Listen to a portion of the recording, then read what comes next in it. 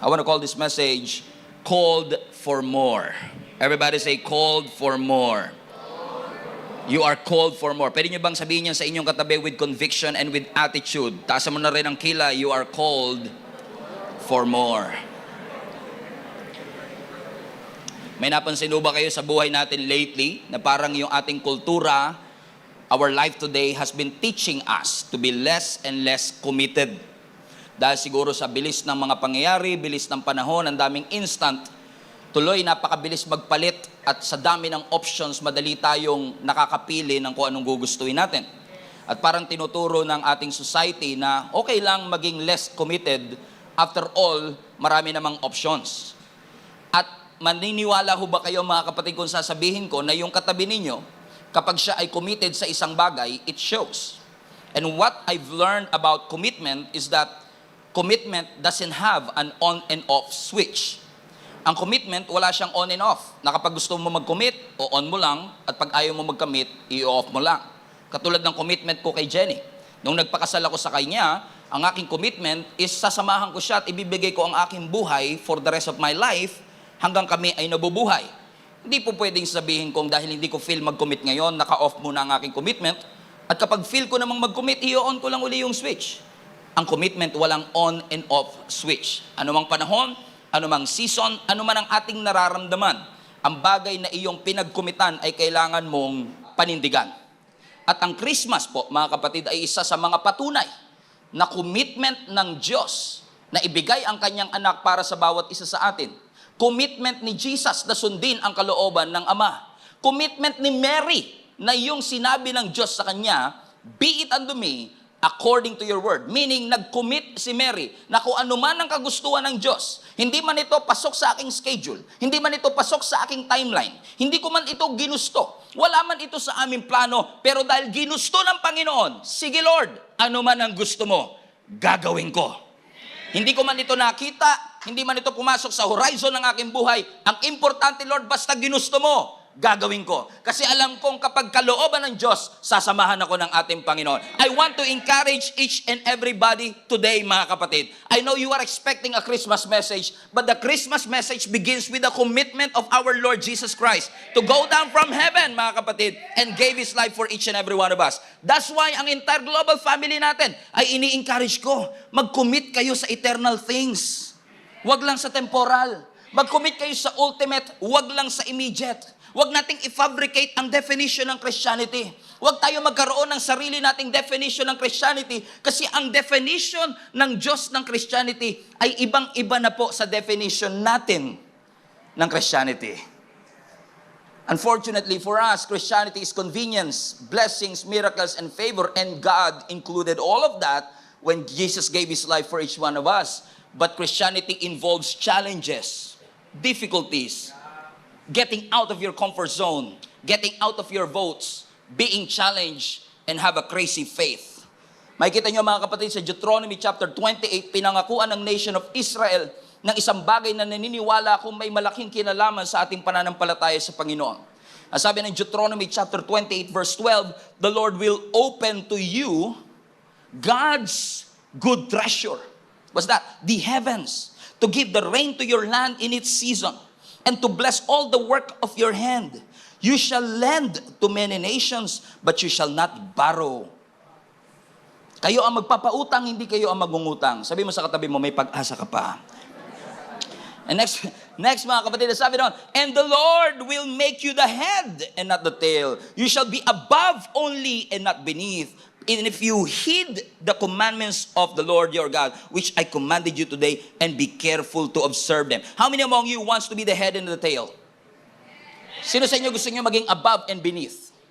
But this is a conditional blessing. Right? So magiging above and beneath, magiging head and the tail if. Nakita mo yung if? If you heed, if you follow the commandments of the Lord, your God, which I commanded you today. Meaning, your obedience will give that blessing. Your obedience will open up that blessings in your life. And unfortunately, many of us doesn't experience miracle because we fail to commit, to obey the Lord whatever it takes. Pero ang sinasabi ng Scripture, gusto nyo ba ng blessing? And I know, alam ko, ang Christianity na saturate tayo ng name it, claim it blessing, which is a false doctrine, by the way. Pero gusto ko pong sabihin sa inyo, mga kapatid, hindi porket ni-name mo, makiklaim mo kagad. Hindi porket pinangalanan mo, mapapasayo. May mga bagay sa buhay natin na kailangan ng involvement, kailangan ng commitment, kailangan ng obedience natin para maranasan po natin sa ating buhay. Everybody say, obey. And what do you mean by obedience? Obedience is getting in the direction that God wants you to. Ibig sabihin, kung saan ka pinapapunta ng Panginoon, doon ka naglalakad, obedient ka. So kung ito yung path na pinapatahak ng Panginoon, dito ka naglalakad, obedient ang tawag doon, sumusunod ka. And once na lumihis ka ng konti, disobedient na yon. Because you are not going in the direction that God told you to. That sometimes, marami po sa atin, in fact kasama na rin ako, may mga pagkakataon that we settle for counterfeit. Nagsisettle tayo sa peke. Nagsisettle tayo sa deception. Mas nai-inlove tayo sa mga opportunity kaysa sa mga purpose na inilalagay ng Panginoon sa ating buhay. Nakakalungkot, pero minsan may mga katabi tayo na nagsisettle sa downgrade. At ang nakakalungkot, di nila alam na downgrade yun. That sometimes we settle for downgrade and we don't even know what it means. That we are called to be the salt and the light. God has a purpose for our lives. Hindi ka po inayaan ng Diyos na mabuhay dito sa mundong ito just to breathe, just to exist. No, God has a plan for you. God has a purpose for your life. Hindi aksidente na maganda ang trabaho mo. God has called you. God gave you that gift to be a blessing to other people. And let me just tell you this. I'm not expecting something from you, pero ang sinasabi ko lang, yung pagpapalang binigay sa iyo ng Diyos is intended not just for your pocket, but for others also to experience God through you, your family, your friends. Amen. You are blessed to be a blessing. You are the salt of the earth. May alat ka pa ba? You are the light of the world. Unfortunately, maraming light pundido na. God is calling each and every one of us. He is challenging each and every one of us. Obey me. Follow me. Naalala niyo si Peter? Si James, si Andrew, si John, nung tinawag sila ng ating Panginoong Jesus, simpleng instruction. Come, follow me, and I will make you fishers of men. And there's going to be a transition in your life. Following Jesus will transition and shift your life. Kailangan, may magbabago talaga eh. May magbabago sa direction mo, may magbabago sa hilig mo, may magbabago sa purpose mo sa buhay. Comprende? Si Peter, si James, and si John, si Andrew, nung tinawag sila ng Panginoon, ang sabi ng Lord sa kanila, come, follow me. So from being a fisherman, God is calling them to be a fishers of men. Big difference. Okay? So anong sabi ng scripture? Immediately they follow the Lord. Okay? Basahin natin. Ang sabi ng verse 18 ng Matthew 4, while walking in the Sea of Galilee, he saw two brothers, Simon, which is Peter, and Andrew, his brother, casting net into the sea, for they were fishermen. And he said to them, follow me, and I will make you fishers of men. Watch this, verse 20. And immediately, hindi nila sinabing, wait, Lord. Hindi sinabing, next month, Lord. Hindi nila sinabing, kapag convenient na lahat, kasi Christmas season ngayon, Lord, patapusin lang natin yung Christmas rush. Ang sabi ng scripture, immediately. Everybody say, immediately. Lumulungkot na kagad kayo. Wala pa tayo sa punchline eh. Okay? Nagbi-build up pa lang tayo. Immediately, they left their nets and followed him. And going on from there, he saw two other brothers, James, sons of Zebedee, and John, his brother, in the boat of Zebedee, their father. They are mending their nets, and God called them. And verse 22, and immediately, they left the boat and the father and followed Jesus. I hope you don't miss this. They left their boat and their father and followed Jesus. God called them to be the fishers of men. Come follow me, and I will make you fishers of men. Ano response nila? Immediately. They left their nets. Immediately, they left their father and they followed Jesus. Kasi alam ko that you are in love with the blessings that you have. I know you love that career of being a fisherman, but there's always another level for your life. You are called for more. There is a challenge to refuse to settle for mediocrity. Alam ko nagsettle ka na sa nakasanayan mong normal, araw-araw pumapasok, 8 to 5 p.m. But God called you for more. So there is a challenge for each and every one of us to refuse to settle for mediocrity. God is calling each and every one of us not to settle for less. There is a challenge for each and every one of us to experience the best and don't settle for less in our lives. Ang milagro wala sa pampang. Ang malaking huli wala sa pangpang. Ang destiny mo nasa laot. Sabihin mo sa katabi mo, ang destiny mo nasa laot. Tapikin mo uli siya, ang destiny mo nasa laot. Stop fishing on shallow waters. Stop living aimlessly. You have a purpose. God has a plan for your life. He is calling. And by the way, your calling is exercised in the deep. Ang pagtawag ng Diyos sa'yo, mas makikita mo, mas may exercise mo kapag mas lalo ka nagpakalalim. Kaya mapapansin nyo, sa buong taon ng 2023, karamihan ng mga preaching ni Pastor Stephen, china-challenge tayo ng Lord. Kasi yung instruction ng Lord sa akin. I can preach a popular message that everyone will like para maging viral. Mas lalo kang sisikat. But I'm not called to preach what's popular. I'm called to preach the truth.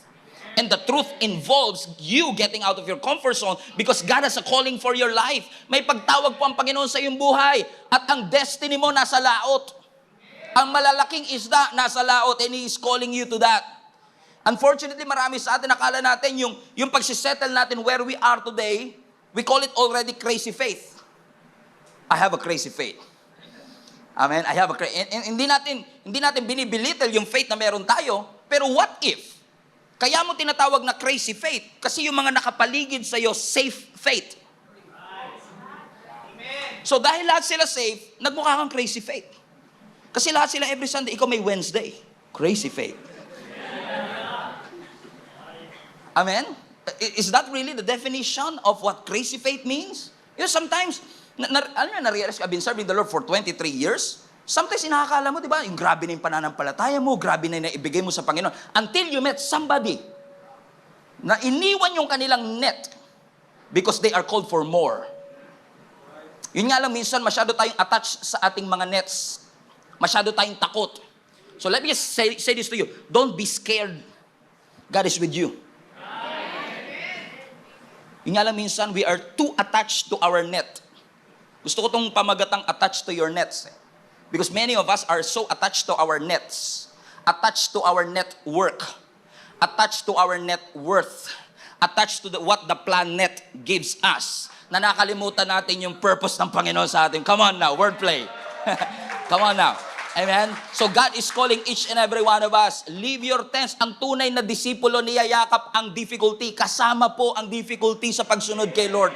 Kasama po ang challenges sa pagsunod sa ating Panginoon. Tingnan mo si Peter.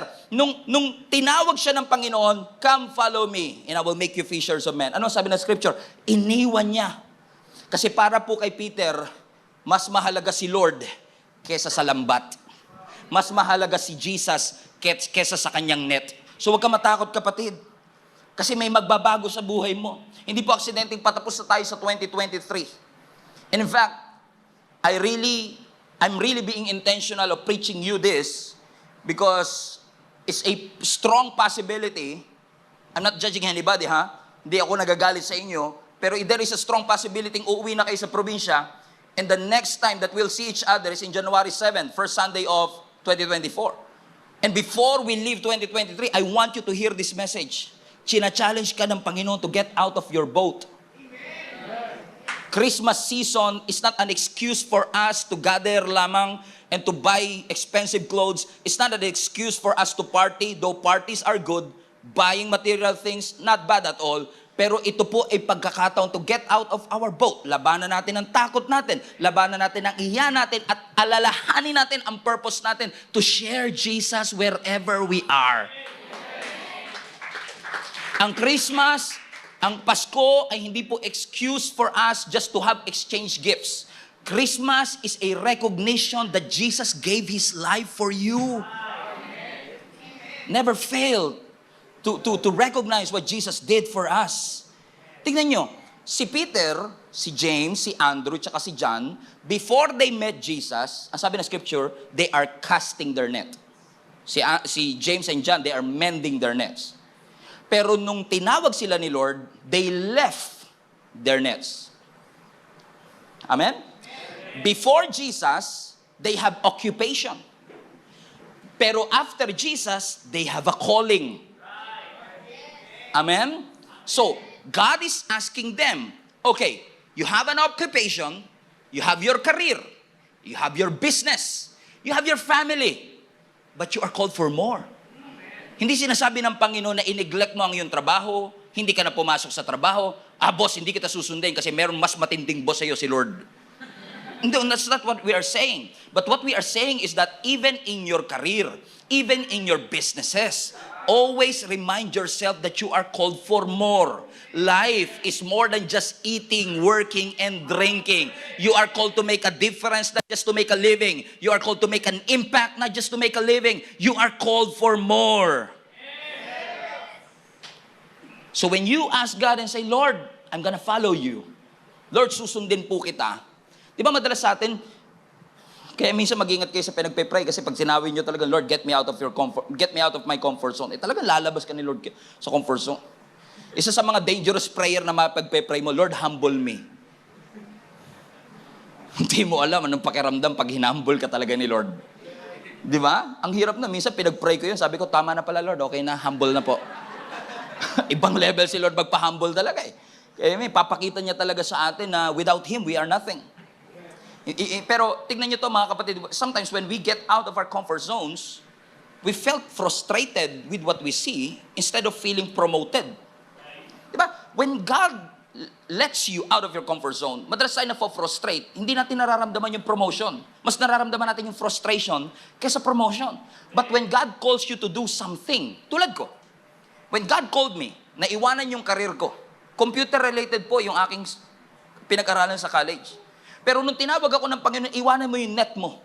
Internet.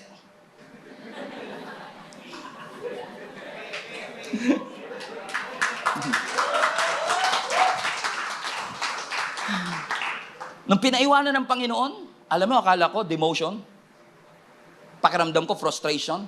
Kasi sino ang matinong tao na iiwan ang internet-based course habang in demand noong mga panahon ko at booming ang IT courses? Sinong may matinong isip? Sasabihin pa nga na iba dyan, anak, pinag-graduate kita para magtrabaho, hindi para magpastor. Buti na lang, yung mga parents ko supportive eh. Kasi nung tinawag ako ng Panginoon, nung una akala ko demotion, may frustration. Pero na-realize ko, hindi siya frustration, promotion siya eh. Ask me why. Bakit? Kasi nung nagtatrabaho ko sa IT department, systems administrator for 3 years. And let me just tell you this, masarap ang buhay sa IT world, mahirap ang buhay din, malaki ang sweldo, sure. Pero alam niyo ba ako noon, nung nagtatrabaho ko, I'm just working for the paycheck, for the money. Kasi malaki ang sweldo eh. Amen? And then God called me to be a pastor. Nawala sweldo. Mukhang frustration, mukhang demotion, but actually promotion. You know why? Kasi when I was working in the company, hindi lahat ganito, I have no direction, I have no cause. C-A-U-S-E. Parang walang cause, walang layunin, walang purpose. I'm just working for the money. But when I work for the Lord, kahit walang money, may investment. Kasi every time I'm being used by the Lord to serve Him, walang compensation, pero yung compassion ng Lord through the talents and giftings na ipinapagamit mo sa Kanya is helping and blessing other people. Yung sweldo ko, makukuha ko pag naubos, wala na. Pero yung pagpapastor natin, pagsaserve natin, kapag katinuloy natin, nakikita natin, merong epekto. Ito meron siyang lasting effect. Okay. Ano yung mga kapatid, before, critical ako. Maraming tao, especially the boomers, the millennials, are critical with the Gen Zs. Di ba, tayo mga hindi ako boomer, no? Yung mga boomers out there, okay? And millennials like me. Yung mga boomers and millennials, mga kapatid, we are so critical with the Gen Z. Yung sinasabi natin, mga bata ngayon, ang iiksi ng pasensya nyo. Sasabihin nila, mga bata talaga ngayon, ibang-iba kayo sa mga katulad namin dati. Naging-critical din ako. Kasi sinasabi ko sa kanila, ang mga Gen Z parang ang hihina nila. Konting pagsubok lang, nadidepress sila. Konting pagsubok lang, kami noon. Grabe kami nung panahon namin. Yan na naman, di ba? Grabe, kung panahon namin, ay talagang kahit walang pamasahe, mag-aaral. Pero sila ngayon, binigay na lahat sa kanila, mag-aaral na lang sila, papasok na lang sila, hindi sila pumapasok. Pero kami noon, susuungin mo yung baha para makapasok ka. Kahit yung tsinelas mo, butas dito sa may okay lang, tuloy ka pa rin. Kahit na may perdible yung tsinelas mo, mag-aaral ka pa rin. Kahit walang baon, papasok ka pa rin. Aminado ako, naging critical ako sa mga Gen Z. Nasabi ko pa to the point na sinasabi ko, tingnan mo yung mga Gen Z, palipat-lipat sila ng trabaho, hindi sila makatagal kasi weak sila. Mahina sila. But you know what? Deeper and deeper, I've learned something and I've realized one thing. Hindi kasi porket palipat-lipat ng trabaho weak. Na-realize ko lang na ang mga Gen Zs nowadays, kaya palipat-lipat ng trabaho because they are finding a sense of purpose. Tamo, nag-agree yung mga Gen Z pero yung mga millennial hindi. They are trying to find. Kitang-kita ko lalo yung mga boomers. Not agree, no, weak lang talaga sila. Right? Because they find the sense of purpose. You know why? Kasi pansinin nyo, yung mga boomers and millennials, tayo before nung nagtatrabaho tayo, we are working to survive. Para may makain ka lang. Pero anong gagawin ng mga Gen Z? Yung basic needs nila, provided na. Dati pag makakapag-Starbucks ka, social ka eh. Ngayon, tignan nyo, Starbucks natin, parang Jollibee. Di ba? Tabi-tabi, tapat-tapat, grabe, sabi ko, ba't to Starbucks? At karamihan na nasa Starbucks, estudyante. And we are critical. Alam mo, nung panahon namin, great taste coffee lang kami, masaya na kami. Ngayon pa, ano pa kayo, pa Starbucks pa. Critical. Kasi tayo noon, para tayo naalala ko dati, para lang makapag-burger and fries ako, sumali pa akong paluwagan. Ganong kahirap ang buhay. Sino sa inyo nakaka-relate doon? Tapos kailangan pagpaluwagan, ikaw unang susweldo. Kasi yung pinakahuli, wala na sinusweldo yun eh. Di ba? Naalala niyo yun? Para lang ang pinakaunang kain ko sa fast food sa McDonald's, sweldo ko sa paluwagan. 24 pesos lang ang B1 noon. Ang swineldo ko, 29 pesos. May 5 pesos pa ako. Pero ano na yun, 3 back and forth na yun kasi 150 lang ang pamasahe ng jeep. Di ba? Pero ngayon, tingnan mo sa mga Starbucks. Ay, talaga, estudyante, papasok sa school. Hey, girl. May Starbucks sila. Di ba? Bakit? Kasi, kung meron na silang Starbucks, if every basic needs are provided for them, bakit pa sila mag-work? Bakit pa sila magtatrabaho? Amen? So they are not just working to survive, they want purpose. And totoo, kailangan talaga anumang ginagawa mo, may purpose. Whatever you do it for the glory of God. Kasi pag di mo nilagyan ng purpose, nakaka-boring. Pag di mo nilagyan ng purpose, magre-reklamo ka sa suswelduin mo. And I can tell you, kung tumuloy ako sa aking corporate job, hindi mapapantayan ng church. Yung salary na maibibigay ng church sa akin, hindi niya kayang pantayan. Pero hindi rin kayang pantayan ng corporate job yung sayang nararamdaman ko from the inside. Yung peace na nararamdaman ko. Because whatever we are doing has a purpose. We need to have that sense of purpose. Maging purposeful po tayo sa ating buhay. Because God is calling us to get out of your comfort zone. Pag tinawag ka ng Lord sa labas ng bangka, nakakatakot. Gegewang-gewang ka because your faith will waver. Malulungkot ka, iiyak ka, mapupuyat ka, pero kasama po yan. We have to embrace that challenge. Mafo-frustrate ka, pero that's a promotion from the Lord. Tingnan mo ang sabi ng Lord kay Mary. Nung nag-appear si Angel Gabriel, greetings! You are blessed and highly favored. Tama, mga kapatid?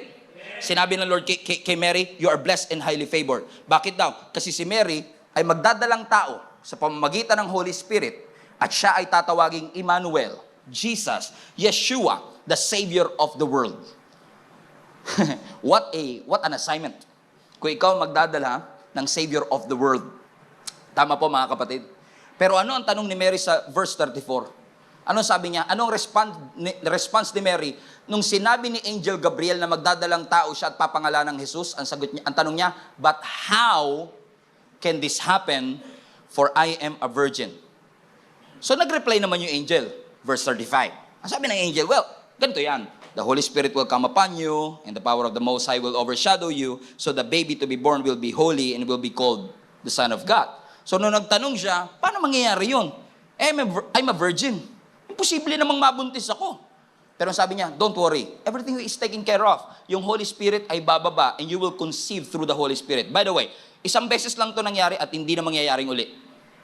So kung may anak po kayo, lalapit sa inyo, Ma'am, buntis po ako.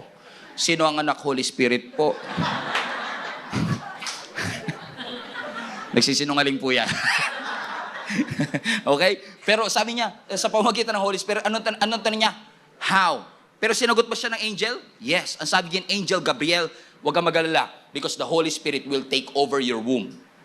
Now, fasten your seatbelt. I want to show you something because when I read again, because mind you, I've been preaching Christmas message every year.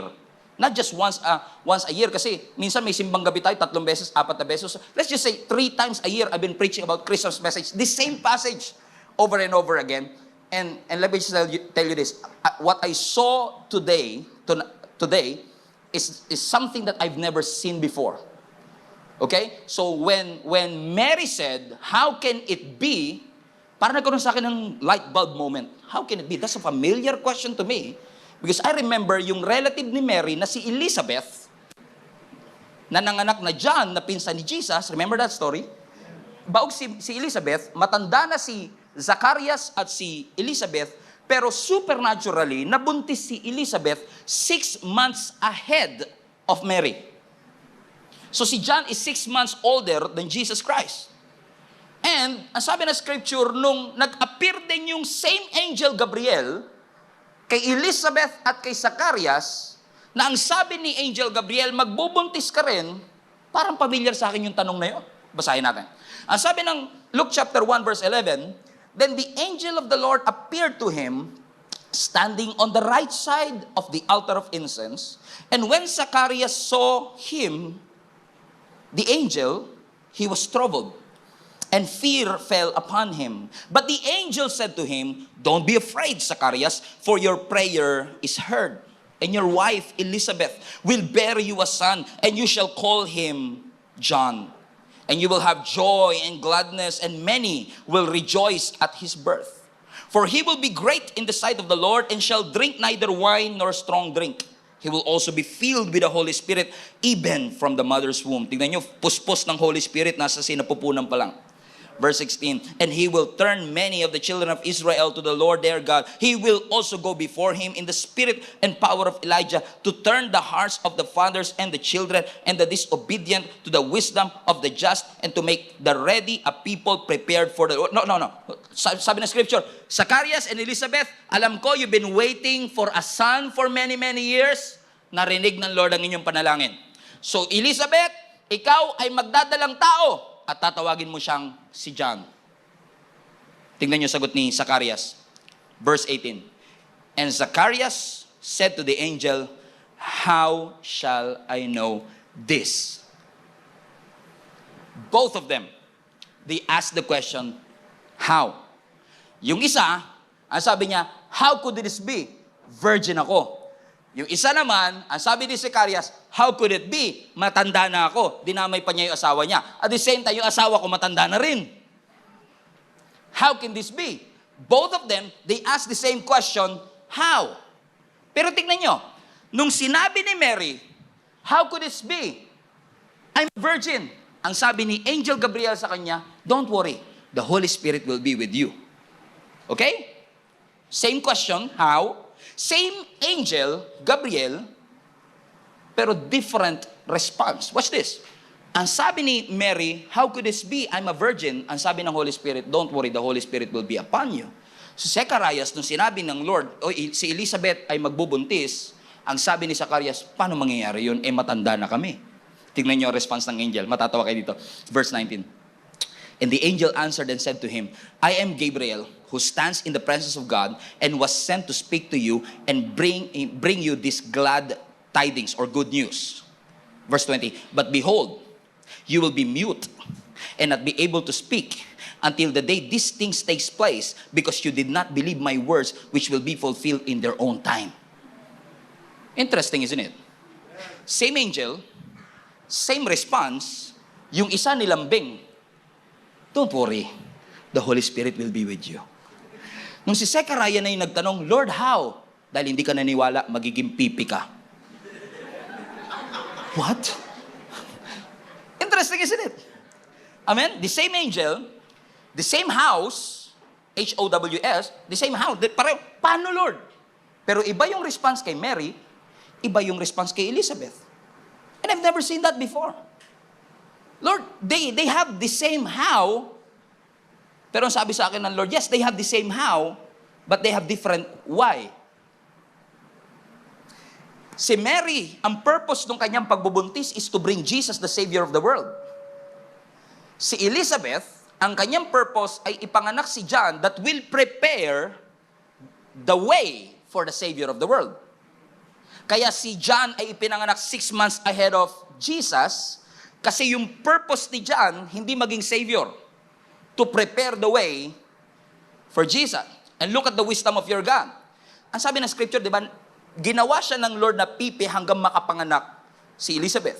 And if you know your Christmas story, alam niyo yung senaryo na nung tinanggap ni Mary yung assignment, pumunta siya sa bahay ni Elizabeth na kanyang relative. At maaari nagtatanong niya, totoo kaya yung sinabi ng angel? At meron ngayong patotoo si Elizabeth.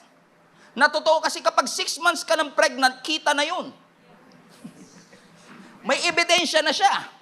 Na para bagang sinasabi siguro ni Elizabeth, we don't know what happened to that conversation, pero siguro sinasabi ni Elizabeth, what the angel said to you is true, because the same angel appeared to me, and here is the result.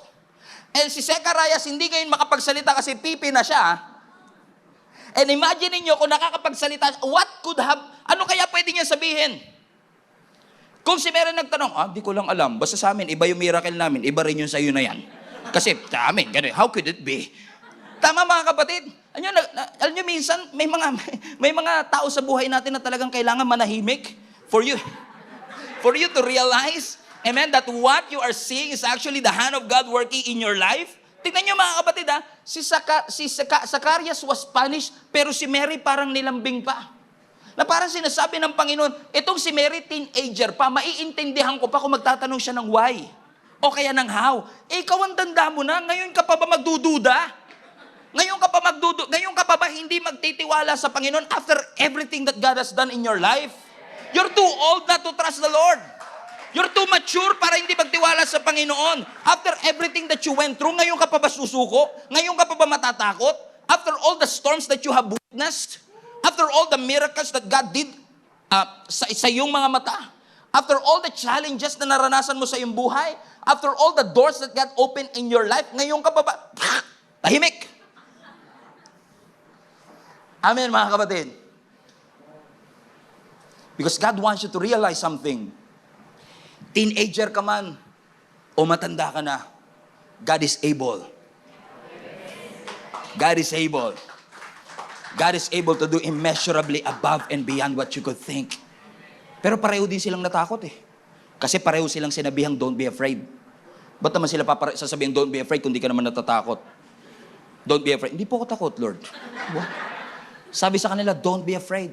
And unfortunately, there are many people in our generation. Let me just rephrase that. We have a lot of scared saints in our generation.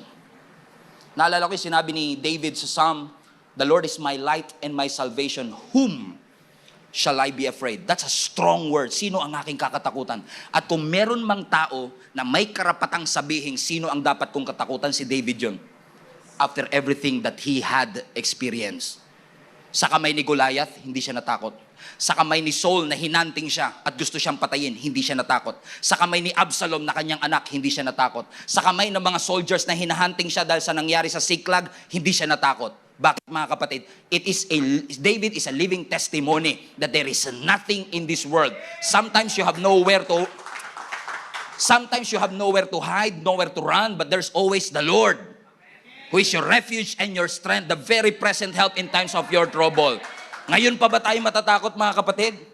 I've seen so many mountains that God has moved. I've seen so many prayers that God answered. I had a glimpse of the miracles that God did in my life. He has made so many things in my life. Hindi ako matatakot.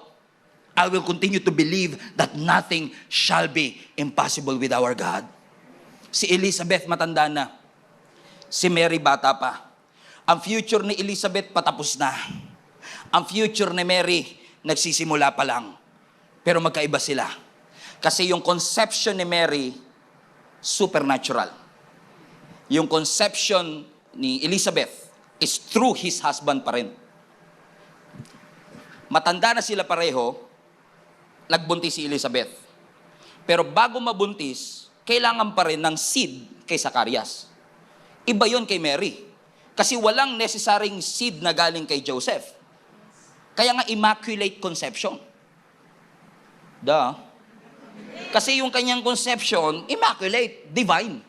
Purely divine. Walang involvement ng tao. Pero parehong milagro. Kasi hindi naman natin pwedeng sabihin hindi milagro yung nangyari kay Elizabeth. Kasi matanda na nga eh. Baog pa nga eh. Pero nanganak pa in her old age. Kung ngayon yan mangyayari, tingin ninyo hindi mababalita sa TV Patrol? Mababalita yun sa TV Patrol. Biruin mo, 80 plus ka na, nanganak ka pa. Wow, powerful woman. Tama, it's a miracle. No, pastor, it's code saver. It's a miracle. Pero yung miracle na yon involves human contribution. Conditional. Amen? So may mga miracle sa buhay natin na purely God. May mga miracle sa buhay natin na kailangan ng intervention. May mga miracle sa buhay natin na purely divine intervention. Ibig sabihin, nakialam ang Diyos. Pero may mga miracle sa ating buhay na kailangan makialam ka rin kahit nakialam ang Diyos. Hindi naman po pwedeng gusto mo ma-promote, di ka nagtatrabaho. Yung promotion, milagro. Pero yung promotion, mangyayari sa buhay mo kung magko-contribute ka, lagi ka papasok. Yung healing na pinagpipray natin, posibleng mangyari yung miracle na yon, hindi lang, Lord, pagalingin mo ko habang kumakain ka ng crispy pata. Di ba? Sometimes you have to change your diet and watch what you eat in order for you to receive and experience that miracle. But both of them are miracles from the Lord. Are you still with me, mga kapatid? Ano ang gusto ko sabihin? Parehong milagro, but there is more than the natural things that we see. Kailangan maniwala ka, kapatid, na hindi lang yung nakikita mo sa panahon ngayon, yung schedule mo, yung career path mo. Huwag mo lang tignan yung natural. Lagi mong i-consider na ang Diyos ay may capacity and capability to do immeasurably beyond what we could think or imagine. Na hindi porkit wala kang nakikita on the outside, wala nang ginagawa ang Panginoon. Most of the time, God is up to something in your life. And one of the greatest ability that every Christian should learn is our ability to discern that God is up to something. Kahit na hindi natin nakikita ngayon, God is up to something in our life. Huwag ka ma-discourage, hindi porkit wala kang nakikitang resulta. Si Elizabeth and Zacarias, siguro sumuko na sila, ang tagal nila nagpe-pray, wala eh. Parang si Abraham and Sarah, ang tagal nila nagpe-pray. Kaya nung binigay ng Lord, natatawa sila eh. They started to laugh because sometimes, yung pagkilos ng Panginoon ay ibang-iba sa ating mga pagkilos. Tama po ba, mga kapatid? Pero sinasabi ng Panginoon sa atin, kapatid, may pagtawag ang Panginoon sa atin, there is more, there is more, there is more. Pero kung mapapansin nyo, mga kapatid, sa story ni Zechariah at ni Elizabeth, pinag-pray nila yung blessing na yun. Pero kay Mary, hindi niya pinag-pray yung ibinigay sa kanya ng Diyos. Pinag-pray ba ni Elizabeth and Zacarias? Yes. Look at this verse, in verse 13. But the angel said to him, don't be afraid, Zacarias, for your prayer is heard. So ibig sabihin, si Zacarias at si Elizabeth, matagal silang nagpe-pray, binigay naman ng Lord yung sagot sa kanilang panalangin. Miracle? Yes. Blessing? Yes. Pero there's another form of blessing. Hindi yung mga blessing sa buhay natin, hindi lang yung mga bagay na pinag-pray mo. Pati yung mga bagay na hindi mo pinag-pray. Kaya ring ibigay ng Panginoon. Both are miracles, pero magkaibang pamamaraan ng ating Panginoon. Sino sa inyo, ang mga kapatid, ang makakapagpatunay na may mga blessings sa buhay ninyo na hindi bunga ng inyong panalangin? In fact, may mga blessings sa buhay ninyo na bunga ng panalangin ng tatay at nanay ninyo sa inyo. May mga blessings sa buhay ninyo na bunga ng panalangin ng mga anak ninyo, ng mga kaibigan ninyo, ng pastor ninyo. Amen? In fact, mga kapatid, I'll be very bold to say this, may mga blessings sa buhay mo na bunga ng panalangin ko sa inyo. Pero may mga blessing din sa buhay ko na hindi dahil nag-pray ako, kundi dahil sa mga pagpe-pray nyo sa buhay namin ni Jenny. Ibig sabihin, mga kapatid, huwag nating suko ang ipanalangin ng isa't isa. Huwag natin suko ay panalangin at idulog sa Panginoon ng isa't isa. You don't have to go through this life alone. Hindi kailangan ikaw lang ang nananalangin. May mga tao na mananalangin para sa iyong katagumpayan. Na habang si Joshua ay nakikipaglaban dun sa Amalekite sa baba ng bundok, si Moses nasa taas, kasama ni Aaron and Hur, itinataas yung kanilang kamay. Kapag tinaas ni Moses ang kamay niya, nananalo si Joshua. Kapag binaba, natatalo siya. So salamat sa Panginoon sa buhay ng mga tao na habang nakikipaglaban ka, merong nandun sa taas at nakikipanalangin sa iyo. At sinasabi na, Lord, pagpalain mo ang buhay ng taong ito. Lord, iahon mo siya sa kanyang challenges sa pinagdadaanan. You know why? Because both ways, prayer mo man o hindi mo pinanalangin, God is able to give it to you. In fact, yung isa blessing, yung isa assignment. Kasi minsan yung assignment ng Lord, hindi natin tinuturing na blessing.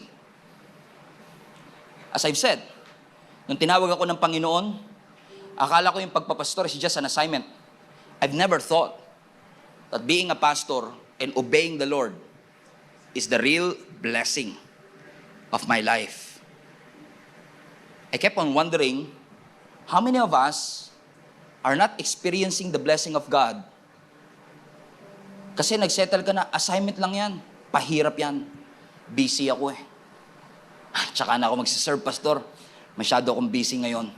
Kasi akala natin yung pagsiserve, yung pagpo-focus sa eternal things, yung more ng Lord from us, dagdag lang yan sa schedule ko.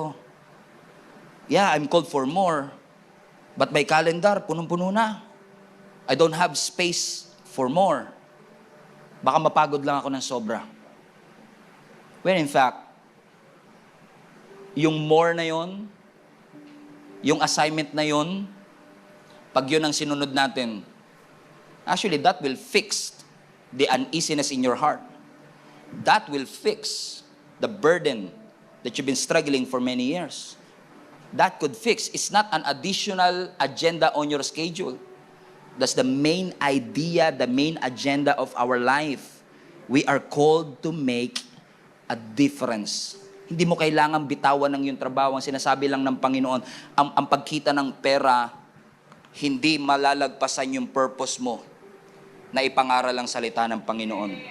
Lagi mong gawing number one si Lord above all else. Hindi mo kailangan mag-resign.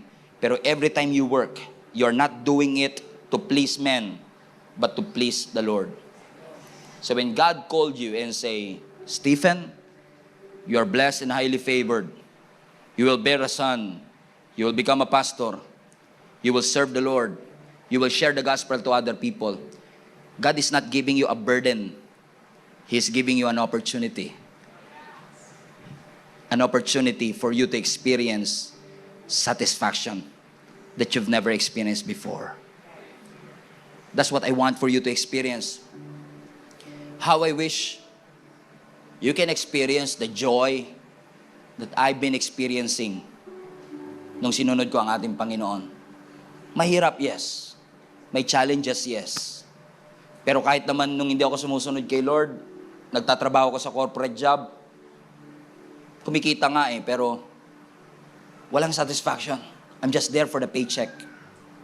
But now, I know, being inside God's will is really going to not just challenge me, but being in God's will bring peace and joy into your heart. Do not ever think for a moment na yung paglilingkod natin sa Panginoon, yung pagsunod natin sa utos ng Diyos, is an additional. Wala na akong time, masyadong busy, kaya once a week lang muna ako because I don't have time, baka ma-burn out ako. That's not an additional. Actually, the solution for that burnout is God Himself. Amen? So, God is asking you, challenging us, the entire global family, to really devote yourself to the Lord and say, God, my life is yours. I don't want to live aimlessly. I want to live a life with purpose. Every head bow, every eye closed. God, we thank you for all the great things that you have done in my life, done in this church, done in each and every one's life. Salamat na sa mga panahong we are easily discouraged and we want to give up. You always remind us, O God, of your words. Words that empower, words that encourage us, words that bring life, O God, into every situation in our lives. Thank you, God, for this wonderful truth, O God, that you have reminded us that you are able, whatever circumstance, the young and the old, the natural, the supernatural, lagi ka pong may paraan, lagi ka pong may ways para ang iyong blessings ay makarating sa amin, para ang katugunan ng aming panalangin ay maranasan po namin. But Lord, if this blessing is somewhat tied up to our obedience, and you want us to experience that, Lord, give us the courage to step out of our boats. Give us the courage to really obey what you have said in your word without hesitation, katulad ni Paul, ni Andrew, ni John at ni James. Immediately, we are going to follow you. Katulad ni Mary, be it unto me, Lord, according to your word. And in this Christmas season, O God, allow us to be reminded that all this celebration, lahat ng pagkain sa aming table, lahat ng pamasko at regalo na aming matatanggap ay bunga ng iyong commitment na ibinigay mo ang iyong buhay para sa bawat isa sa amin. Para paalalahanan ng bawat isa sa amin that there's more to life than just drinking and eating and working. You want our lives to live with a direction and a purpose to glorify your name. We honor you, dear Jesus, for all the things that you have done. Sa iyo po ang papuri sa pangalan ni Jesus. Ang lahat ng anak ng Diyos, pumalakpak at pasalamatan ng Panginoon. Everybody say amen. Hello, Global Family. You made it this far. Once again, marami pong salamat for tuning in, and I pray na yung salita pong ating napakinggan ay makapagbigay po ng conviction at malalim na revelation sa inyong puso upang mai-apply po natin sa ating buhay so that transformation will happen in our life. If this ministry have been a blessing into your life, I want to encourage you to share this video to some people that you know na maaaring nangangailangan din katulad mo ng mensaheng ito. In fact, I want to take it a little bit further, mga kapatid, and invite you to partner with us. If this video, if this ministry have been a blessing to you, I know in the future, it will be a blessing to somebody else as well. That's why if you want to partner with us financially, para maipagpatuloy po natin ang ginagawa ng Panginoon through Gia Kamanava, inihikayat ko po kayo to partner with us. Pumunta lang po kayo sa aming website, giasmnb.com/give. At lahat po ng mga ways that you can support, ways that you could give para po sa ministering ito ay makikita po ninyo doon. You can give through GCash, debit card, credit card, bank remittances, at maging mga bank transfer. So, ano pang inaantay ninyo? Support the ministry, mga kapatid, para mas marami pa tayong maabot at mapuno po talaga natin ang langit. In fact, I want to take this opportunity as well. If you have been watching the video for quite some time, wala po kayong church na kinakabilangan, and you want to deepen your relationship with the Lord, I want to encourage you to join our link-up groups. Ginagawa po namin yan in person or online. If this is impossible para po sa inyo na makapunta dito sa amin physically or in person, we have an online link-up group na ginagawa po namin sa iba't ibang dako ng mundo. If you want to be part of the link-up groups, ito po ay small groups na aming ginagawa kung saan ang bawat isa sa atin ay nagpapalakasan para ihatid tayo sa spiritual growth. Kung nais po ninyong makasama rito, all you have to do is go to our website, giasmnb.com/linkup. Ilagay nyo lang po kung saang location kayo naroroon. And I'm sure na meron po mga link-up groups na nababagay po at suwak po sa time zone ninyo kung nasaan man po kayo naroroon. Once again, marami pong salamat for reaching this far at naabot nyo po ang part ng video na ito. And I hope sa mga susunod pang video, mapagpala pa tayo ng lubos ng ating Panginoon.